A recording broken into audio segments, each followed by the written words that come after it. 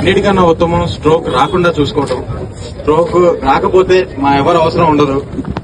కర్మకాలి stroke వస్తే 3 గంటల లోపల హాస్పిటల్కి వెళ్తే మేడం వాళ్ళు సార్ వాళ్ళతో పని అయిపోద్ది. 3 గంటలు దాటితే ఇంటర్నేషనల్ రేడియాలజిస్ట్ ఇందా మాట్లాడేది కదా, ఆయనతో పని వస్తుంది. 8 గంటలు దాటిన తర్వాత మేము వస్తాం. మేము వస్తే కండిషన్ అంత బాగాలేదని అర్థం అనమాట. ఈ మధ్య ఎండోస్కోపీ ప్రొసీజర్స్ వచ్చినప్పటికీ still no surgery is the best surgery.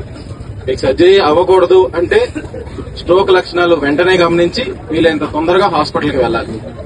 ఇల్లు కాలినాక ఫైర్ ఇంజిన్ పిలిచి ఉపయోగం లేదు. మేము ఫైర్ ఇంజిన్లు అంటే వాళ్ళం మిగిలింది కాలకుండా కాపాడుతాం అంతే. సో టైం అనేది ఎంత ఇంపార్టెంట్ అనేది మీ అందరూ గుర్తుంచుకోవాలి. టైంకి మంట ఆపితే ఫైర్ ఇంజిన్ అవసరం ఉండదు. స్ట్రోక్ కూడా అంతే. సో టైమ్లీ యాక్షన్ అన్నిటి సర్జరీ నుంచి తప్పిస్తుంది. ఎవరికి సర్జరీ పడకూడదనే కోరుకుంటున్నాం. Thank you.